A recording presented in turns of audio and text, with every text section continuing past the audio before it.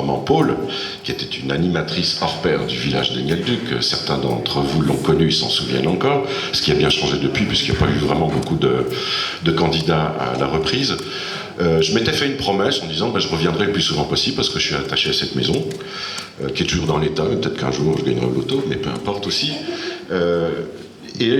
On m'a proposé quelque chose à la radio qui me paraissait insignifiant, parler des régions pendant un quart d'heure. Je ne voyais pas l'intérêt, parler des régions à Paris, dire que la France est jolie, ça ne m'intéresse pas. Donc j'ai fait un vague plan, et puis je me suis retrouvé à dire tiens, vous allez dénoncer le voisin qui envoie le détour.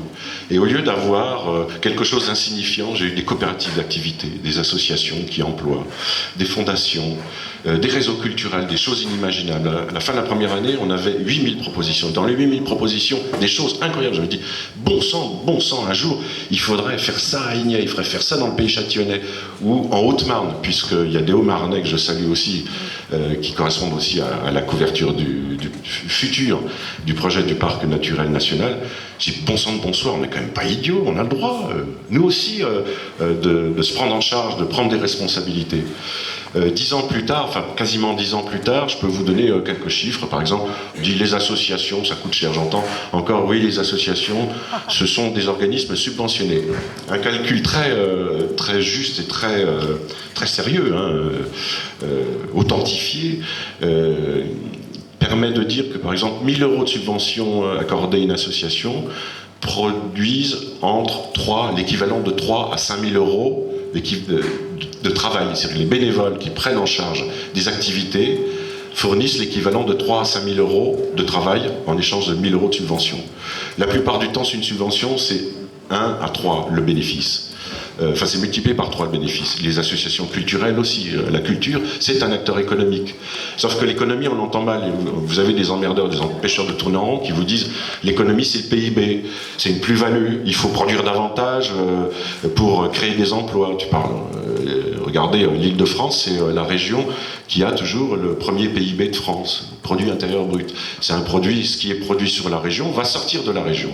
Et cette plus-value-là, cette valeur, cette production ne reste pas sur le terrain. Donc c'est pas ça qui fait la richesse. D'ailleurs, je vous signale, ça c'est aussi une étude dont Jean-Yves pourra parler. Il a plus d'éléments que moi, je fais vite quand même pour le préambule. C'est qu'on a fait un calcul aussi sur, c'est l'INSEE qui a fait des proportions entre la qualité de vie des ruraux, ou des gens de la campagne, et la qualité de vie des urbains, des citadins.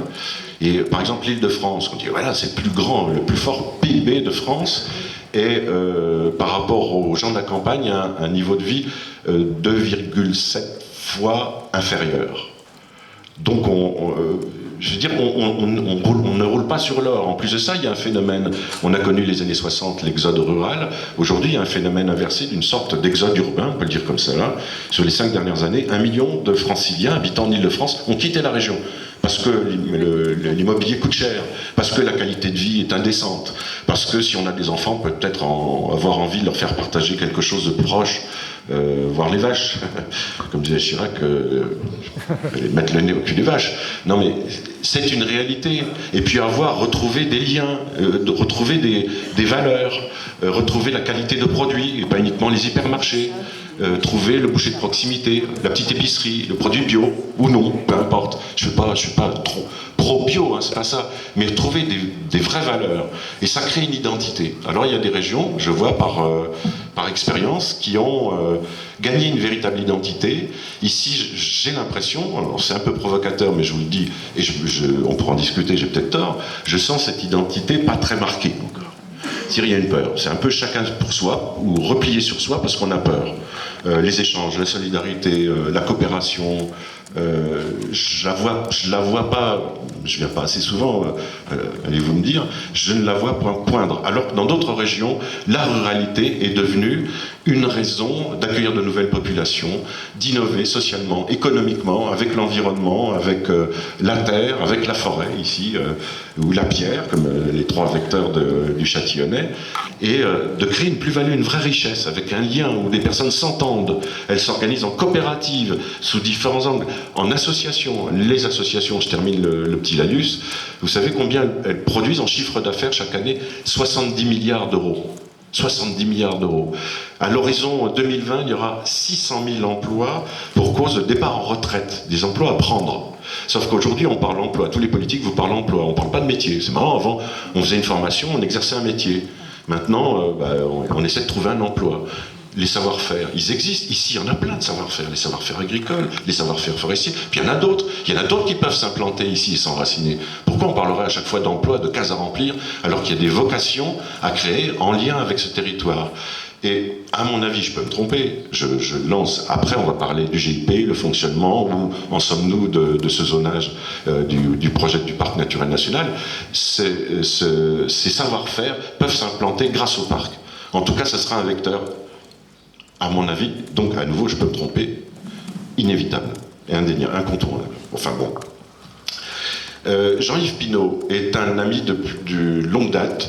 Il dirige un collectif qui s'appelle le collectif Ville Campagne. Je l'ai vu accompagner des collectivités sur des projets d'expansion, des chargés de mission. Que faut-il faire?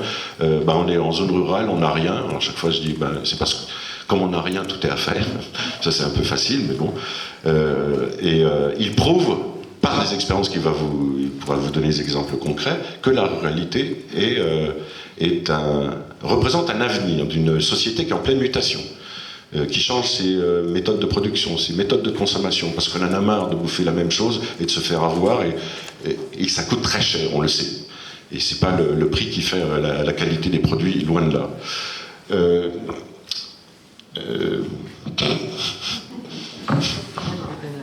C'est malin. Attends. Hein? Ouais, mais à la radio, on met un disque. Ou alors, si c'est enregistré, on coupe. Fabienne Lanceau, qui préside l'association Oui au Parc, créée en 2009, efficace depuis 2010, entre le temps de la création, enfin les premiers engagements. Également Guy Durantet. Alors, Guy Durantet est président on dit du GIP, ça fait un peu voiture tout-terrain, moi je dis du GIP, le groupement d'intérêt public, donc qui prépare cet avènement potentiel, possible, espéré du parc. Et Michel Onfray. Michel vient pas en donneur de leçons, c'est un homme de conviction, j'ai déjà dit, j'aime ses convictions. On partage beaucoup de choses en commun, à mon sens.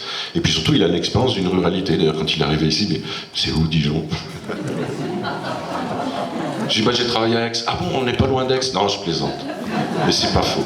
C'est un Normand, créateur de l'Université populaire de Caen, qui ne s'est pas réalisé sans mal, avec aussi des résistances, des oppositions, surtout qu'à partir du moment où vous avez une certaine notoriété, que vous êtes philosophe, le philosophe c'est l'empêcheur de tourner en rond. On dit, oh là là, on a des doutes, qu'est-ce qu'il veut faire, est-ce qu'il y a des intérêts personnels dans cette histoire? Et finalement, on a valorisé aussi des savoir-faire. Aujourd'hui, les universités populaires sont légion en France. Et donc, merci à lui de venir apporter son grain de sel à cet état de fait de population, de société civile qui prend des engagements et qui crée des initiatives et qui participe à une transformation de la société, en l'améliorant, bien sûr. Peut-être une explication d'ailleurs sur le collectif Ville Campagne. Tiens, on va commencer. Jean-Yves, si tu veux prendre le micro, fil jaune. Ah, ok. Je sais pas, attends. Bonjour à toutes et à tous. Merci Philippe pour ton invitation. Je suis ravi de revenir par ici où j'ai eu l'occasion de travailler avec certains d'entre vous, des acteurs, des élus. Voilà, donc je m'appelle effectivement Pinault, que les choses soient dites. Pinault comme le cépage bien connu, P-I-N-E-A-U. Et si vous voulez, moi je suis né dans un petit village au bord de la Loire, il y a 300 habitants. Ce petit village s'appelle Chargé. Donc, vous imaginez, quand on vient au monde, bon, ça peut tracer des destins, si vous voulez, ou des routes. Bref, tout ça pour vous dire qu'effectivement, donc, je travaille depuis maintenant une quinzaine d'années dans ce collectif qui s'appelle Ville Campagne, et auparavant, j'ai travaillé au nord de l'Indre-et-Loire, dans un territoire très rural, qui se prenait pour la Beauce, mais qui ne l'était pas, et tant mieux, finalement. Donc sur ces convictions, évoquées avec beaucoup d'émotion, je trouve, par Philippe dans ton laïus d'entrée. Un peu long, j'avoue. Non, je t'en prie, tu as tout dit. C'est ça qui est problématique, si tu veux. Donc maintenant, pour 2 heures, bref. Tu as dit l'essentiel en tout cas. Voilà. Et ce collectif Ville Campagne, c'est une structure nationale. On est basé à Limoges. C'est pas toujours évident de dire à la presse qu'on est national quand on n'est pas à Paris, quand on est en province. D'ailleurs, je le dis tout de suite, province, provincia, proche des vainqueurs. C'est pour ça qu'il y a des gens qui se battent pour parler de région et d'arrêter de parler de province et de provinciaux, etc. Mais enfin, tout ça pour dire que le collectif, dans les années 95, on s'est dit, il y a un truc qui est en train de se passer. Il y a des gens qui partent de la ville. Alors, on n'est plus dans les années 60-70. On n'est plus avec les néo-ruraux, les babacools, les hippies.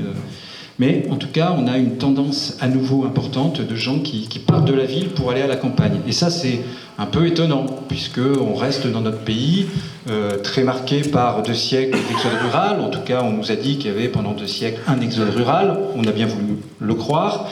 On reste dans notre pays quand même sur la ville comme source et lieu d'émancipation et la campagne, excusez-moi l'expression, mais comme signe d'arriération. On était les bouseux.